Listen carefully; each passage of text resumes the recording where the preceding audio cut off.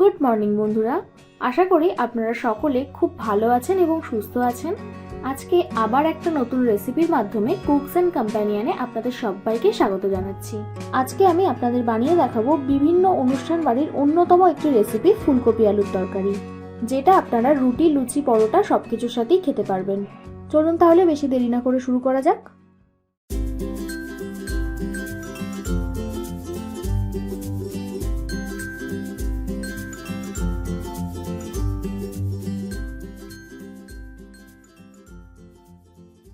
প্রথমেই আমি সাদা ধবধবে একটা ফুলকপি নিয়ে নিয়েছি।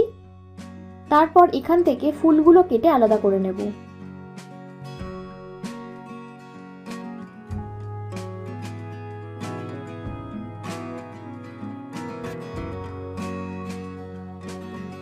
আর যেই ফুলগুলো একটু বড় সাইজের থাকবে সেগুলো কেটে একটু ছোট করে নেব।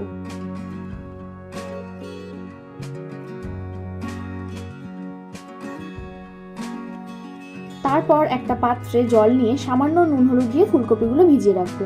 তাতে কি হবে, যদি কোনো পোকামাকড় থাকে তাহলে সেগুলো বেরিয়ে আসবে।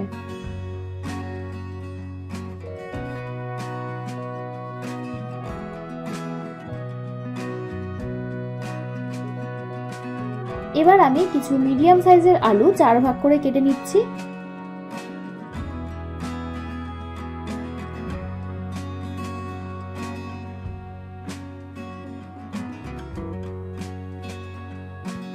আলু কাটা হয়ে গেলে কিছু টমেটো স্লাইস করে কেটে নেব।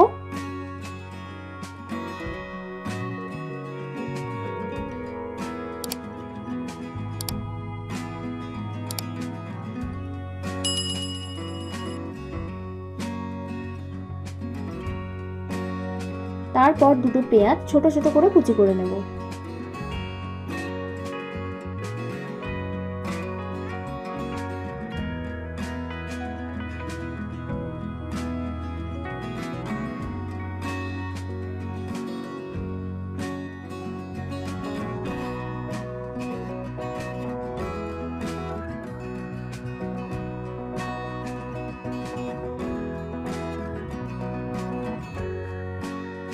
সবকিছু কাটাকুটির পর একটা মিক্সার জারে 1/2 ইঞ্চ মতো আদা, 4টে বড় কাঁচা লঙ্কা আর 1 টিস্পুন জিরে দিয়ে ভালো করে পেস্ট করে নেব। এই দেখুন, সুন্দর পেস্ট হয়ে গেছে।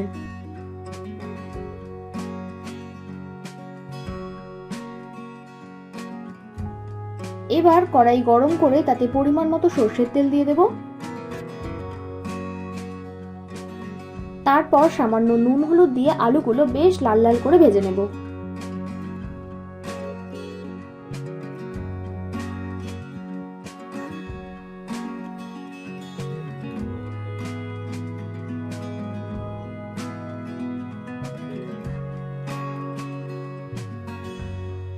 এই দেখুন, আলুগুলো ভাজা হয়ে গেছে, এবার তুলে নিচ্ছি।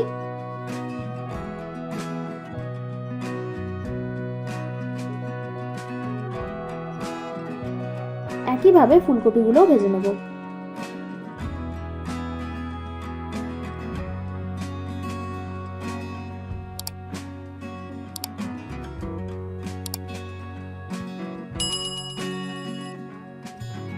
ফুলকপিগুলো এবার তুলে নিচ্ছি।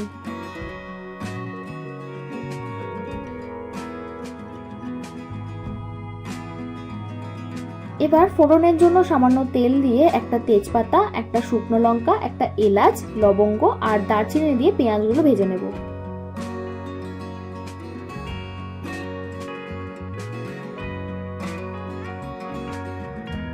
পেঁয়াজটা ভাজা হতে হতে আমি টমেটোগুলোও দিয়ে দিচ্ছি।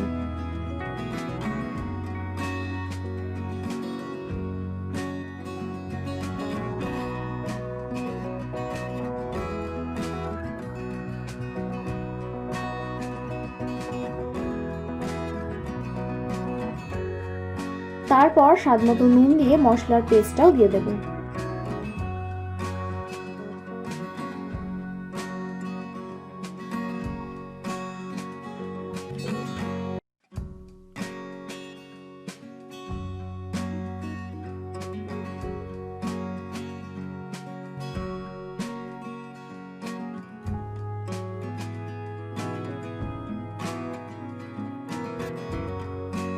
খানিকক্ষণ কষানোর পর 1 টিস্পুন হলুদ গুঁড়ো, 1 টিস্পুন লঙ্কা গুঁড়ো ও সামান্য চিনি দিয়ে দিচ্ছি।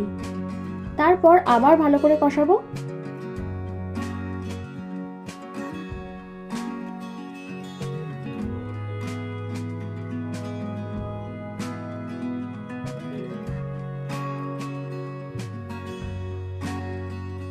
তেলটা ছাড়তে শুরু করলে সামান্য জল দিয়ে দেব।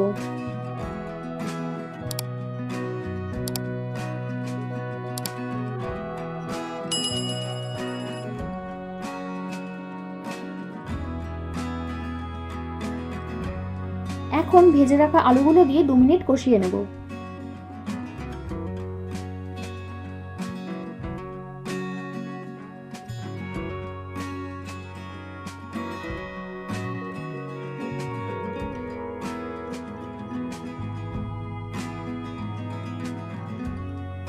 তারপর দিয়ে দেব ভেজে রাখা ফুলকপিগুলো।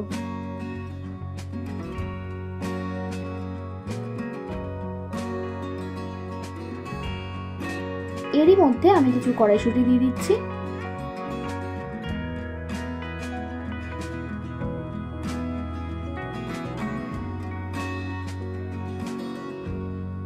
তারপর 1 টিস্পুন ভাজা মশলা আর সামান্য ধনেপাতা দিয়ে একটু নাড়াচাড়া করব।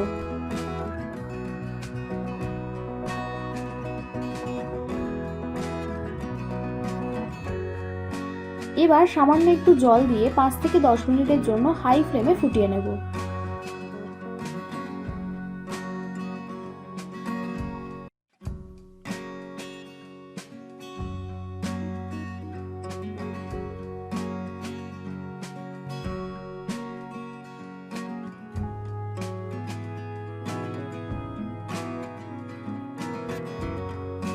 শুধু নামানোর আগে একটু ধনেপাতা কুচি দিয়ে দিচ্ছি।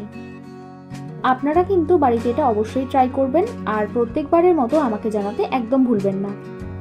ভিডিওটা ভালো লাগলে একটা লাইক করবেন আর সাবস্ক্রাইব করে আমাকে আরও উৎসাহ দিন, যাতে এই রকম ভালো ভালো রেসিপি আপনাদের কাছে প্রতিনিয়ত আনতে পারি। আমি রান্নায় যা যা উপকরণ ব্যবহার করেছি সেগুলো আপনারা ডেসক্রিপশনে পেয়ে যাবেন। আমার বানানো রান্নাগুলো এতক্ষণ সময় নিয়ে দেখার জন্য আপনাদের সকলকে অসংখ্য ধন্যবাদ। ভালো থাকবেন, সুস্থ থাকবেন, আবার দেখা হবে নতুন কোনো রেসিপির সাথে।